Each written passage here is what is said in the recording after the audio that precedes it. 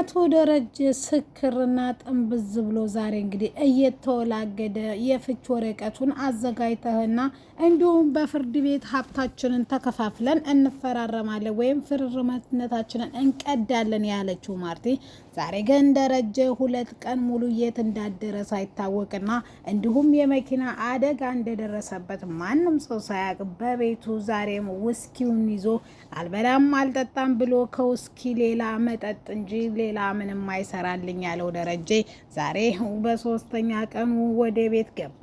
ስካር መንፈስ ላይ ስላለ ማርትዬ ይቅርታ፣ ውሃዬ ይቅርታ እያለ ወደ ማርቲ ክፍል ሲገባ ማርቲ ያየችው ማመን ያቃታት።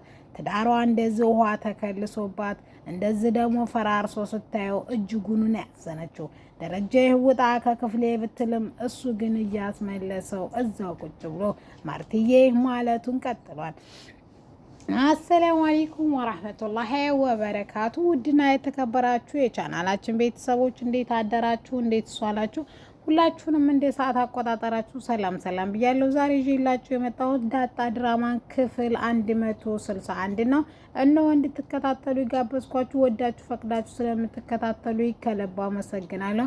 ደረጀ ሳያውቀው ልጁም መኪናውን እያሽከረከረ ስልኩን እየተጠቀመ ስለነበረ ጫፉ ላይ ሲደርስ ደረጀ ግን በድንጋጤ ይወርቃል። ከዛም ልጁ ተደነባብሮና ደንግጦ ወርዶ እንዴት ነው ተረፍክ ጋሼ ሲልም አዎ ተረፍ ያለው ብሎ ጋሼ ወደ ቤት ወይም ደረጀ ወደ ቤት ሊመጣ የነበረውን ተመልሶ ወደ ቤቱ ወይም ወደ መስሪያ ቤቱ ይመለሳል። እዛው መስሪያ ቤት ሆኖ ሲጠጣና እዛችሁ ጠረጴዛ ላይ ገደፍ ብሎ እንቅልፉን ወስዶት ያነጋል። ጧትም እንደነጋ ወደ ስራው ፊቱን ሳይታጠብ ወደ ስራው ገብቶ አቢጌል በጧት መታ ምን እያረክ ነው በማለት ትጠይቀዋለች። አቢጌል እኔ አባታችሁ ነኝ፣ ምን እንደማረግና ምን እንደማላረግ ጠንቅቄ ነው ማቀው። ስለዚህ እንደ ህፃን ልጅ ይሄን አታርግ ይሄን አርገ የምትይን ነገር አቆሚ ሲልም አባዬ እሺ አንተ ህፃን አይደለህም ብለን እንሰ ነገር ግን የምታረገው ነገር ልክ ነው ብለህ ታስባለህ በማለት ትናገረዋለች። እሱም ልክ እንዳልሆነ አውቃለሁ፣ ነገር ግን ራሴን ለመርሳት ወይም ጸጸትና እንዲሁም ያንን ለመርሳት ያለኝ አማራጭ ይሄ ነው በማለት ይመልሳል። ማርቲ ታምታረቃችሁ ካልታረቅን እኔም ውሃም ዳጣም እንዲሁም ናታን ቤት ውስጥ ምግብ አንበላም በማለት ይመልሳሉ። እነሱም ለምን እንደማይበሉ ስትጠየቅም ውሃዬ ምግብ ስትባልም አባዬን ይቅርታ ታላደረግሽለት እኔ ምግብ አልበላም፣ እማዬ አንቺ ነሽ ጥፋተኛው፣ አባቴን ስመችውና ስደበድቢው አይቻለሁ፣ እኔ ከአንቺ ጋር ተምኖር ከአባዬ ጋር ብኖር ይሻለኛል በማለት ትመልሳለች። ማርቲ ይሄን በመስማቷ እጅጉን የደነገጠችው አንድ ቀንም ውሃ ትለየኛለች ብላ አስባ የማታውቀውን ነገር ግን ውሃ ወደ አባቷ መሆኗን ትናገራለች። ማርቲ ልጇን አቅፋ ስቅስቅ ብላ እያለቀሰች እያለ ሁሉም ምግብ አልበላም እንዳሉ ለዛ መታ ትናገራለች። ሲርባቸው ስለሚበሉ ታያቸው፣ አንቺ ብቻ ሄደሽ ማለቴ ምግቡን በልታችሁ በሩን ዘጋግታችሁ በጊዜ ተኙ ስትል ለገዜና ለዛ ታስተላልፋለች። እነሱም ምግባቸውን እየበሉ እንደ ባልና እንደ ሚስት ውጭ ላይ የተጎራረሱ፣ ነገር ግን በዚህ መካከል የአቻን አነጋገር ወይም አቻ ነገ መጥቶ መብራቷ እንደተበላሸባትና እንደሚያስተካክልላት ትናገራለች። እሱም እዚህ ቤት ማን አቻ አይመጣም ሲልም፣ ነገር ግን በንጋታው አቻ መጥቶ መብራቱን ቆጣሪ አጥፍቶ ቆጣሪውን እየሰራ እያለ ነገር ግን ለዛ እዛው አጠገቡ ስለነበረች እሱ መብራቱን ወይም ቆጣሪውን መልሶ መብራት እንዲይዘውና እንዲዘፈዘፍ አድርጎታል። ለዛን ሁለተኛ አቻ የሚባልን ሰውዬ እዚህ ቤት ብታመጪ ከዚህ የበለጠ አደጋ ይደርስብሻል በማለት ይናገራል። አቢጌል አባቷን ምን አይነት እንደተጎዳና ምን አይነት ጊዜ እያሳለፈ እንደሆነ ለእናቷ መታ ተናግራ ይቅርታ እንድታደርግለት ትጠይቃታለች። እሷም ይቅር አልለውም ስትላትም አባዬ አያሳዝንሽም ወይ? አባዬስ አለኛ ማናለው? ማንም እኮ የለውም ስትልም ትመልሳለች።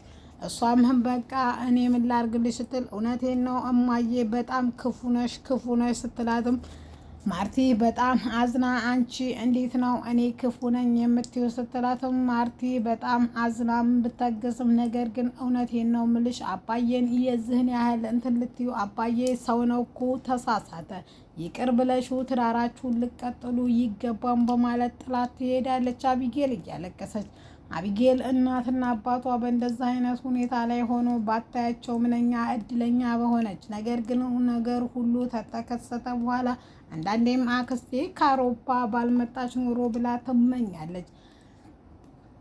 ቤት ውስጥ ምግብ አልበላም ካሉ 2 ቀናትን ቢያሳልፉም ነገር ግን ውሃዬ ሌሊት ሁሉም ሰው እንዴተኛ ተናታን ጋር ወይም ናታን ይጠራትና እሷ ምግብ መብላት ስላለባት ያበላትና ነገር ግን ሙሉ ቀን ማርቲ ስትለምናትና ምግብ ቢ ስትላት አልበላም ትላለች።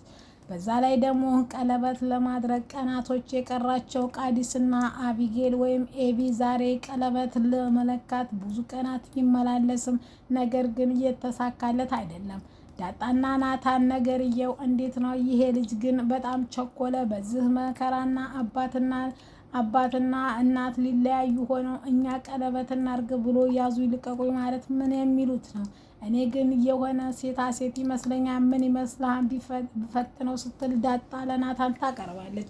እሱም ይቅርብሽ ቢላትም ነገር ግን እኮ እህቴ ናት አንተን ጠልታ ሳይሆን ለእኔ ስትለው እኮ የተወችው ስትላትም እኔ እኮ ሰው ነኝ፣ እኔ የራሴን ፍላጎትና ስሜት እንጂ የምከተለው አንቺም እሷ ስለተወችኝ አይደለም፣ እኔ አንቺን ስለምወድሽና ስለማፈቅርሽ ነው በማለት ይመልስላታል። ዳጣም ለማንኛውም እኔ ኤቢን እንዲጫወትባት አልፈቅድለትም፣ ፈትኛው ካለፈ ሶኬ ነው፣ ነገር ግን ካላለፈም ያው እውነቱን እነግራታለሁ ስትልም ትመልሳለች። እሱም እሺ ብሎ እንግዲህ በመስማማታቸው በቀጣይ ቀን እንግዲህ ቀለበቱን ለመለካት በተደጋጋሚ ቢመጣም ስላተሳካለት እሱ ቀለበቱን ለክቷት ወይም ጣቷን ለክቶ ዳይመንዱን ለማሰራት ሊሄድ ሲል እሷ ግን ለዳይመንዱን ቢሆን ነገ እመጣለሁ እንጂ አሁን መውረድም አልችልም ከክፍሌ ትለዋለች። በዛ አጋጣሚ ዳጣ ፍቅረኛ አለሽ ወይ ብሌሽ ባለፈው ስጠይቅሽ ተቀየምሽ ሲላትም አዎ የለኝም፣ ነገር ግን እስቲ ጥሩ ባል ከፈለግ ካገኘህ ሊፈልግልኝ ስትለው እሱም በደስታ እየተሽኮረመመ እሺ ይላታል።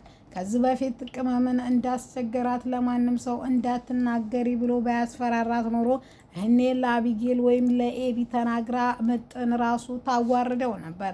በፈገግታና በደስታ የዳጣን ስልክ ተወስዶ ነገር ግን እንዳንተ አይነት ባለው የምፈልገው ሴቶችን የሚረዳና እንዲሁም የሚንከባከበው ማለት ይመልሳል። እሱም እሺ ብሎ ከዛም ቶሎ በፍጥነት ይሄዳል። እሺ ብላ ከሄደች በኋላ ናታንን ይህን ልጅ ቆይ አሳያለሁ፣ እውነት ማንነቱ ይወጣል። ከዚህ በፊትም የሆነ ቦታ የማውቀው ይመስለኛል፣ ነገር ግን ላስታውሰው አልችልም በማለት ትናገራለች። ኤቢ የአርጁን መቀየርና እንዲሁም ቆፍጣናና እንዲሁም ጸይም ወጣት ጥሩ ማለቴ መልከ መልካም አበሻዊ ሆኖ ስለመጣ ልቧ እጅጉን ዋሎባታል። ቃዲስ ወይስ እንትና የሚለው አርጁን የሚለው ቢያወዛግባትም ነገር ግን የማፈቅርና ሁሉንም ሰው የኔ ይሁን የምል ሰው ስላልሆን እባክህ ገዜ አንዱን መምረጥ አለብኝ። ስለዚህ ሲመጣ ንገረኝና ሁለተኛ እዚህ እንዳይመጣ አደርገዋለሁ አርጁንን ብላ ትናገራለች። እሱም በጣም ስለሚያፈቅርሽ ጥራት እንኳን ላለኝም ብቻ ደህንነትሽን ጠይቆ ነው እየሄደ ያለው አርጁን ብሎ ያሳውቃታል። ቃዲስ ስልኩ ቁጥሩን ከተቀበለ በኋላ ከዛ ይሄዳል። ለዳጣ ሰላም በጣም ተቀይራለች፣ ሰላም የማናውቀው ማንነት ሳይኖራት አይቀርም በማለት ይመልሳል። ምን አለችህ? ለምንድን ነው እንደዛ የምትለው? ሰላም መጥፎም ሆነ ጥሩም ሆነች እናቴ ናት፣ እናቴ ልትቀበል ይገባል ስትለው እሱም እናትሽም ወይም ሰላምዬም እንደዚህ አለችኝ፣ እኔን ጠልተህ ልጄን ልትወዳት አይገባምና እንዲሁም ልጄን የምትወድ ከሆነ እኔ መውደድ እንዳለብህና ማክበር እንዳለብህ እንዳትረሳ በማለት ታስጠንቅቃኛለች። በፍቅራችን መካከል ጣልቃ እንዳትገቢ ብላትም የምትሰማኝ ግን አይመስለኝም ሲልም ትመልሳለች። ከሰላምዬ ጋር ሰጣ ገባ ውስጥ እንዳይገባና ሰላም እንዳይወርድ እንግዲህ ዳጣ ትነግረዋለች። ደረጀ ዛሬ በሶስተኛ ቀኑ የውስኪ ጠርሙሱን ይዞ እየተንገዳገደ እየመጣ ዳጣ ውሃ አባቷ የናፈቃት እየሮጠች ወደ አባቷ ሄዳ ጠምጠም ብትልበት ለራሱ መቆም ያቃተው ሽማግሌ ይወድቅና እሷ እያለቀሰች አባቷን አንድ ቀንም ቢሆን እንደዚህ ራሱን ጥሎና ራሱን ስቶ አያዋለሁ ብላ አልገመተችም።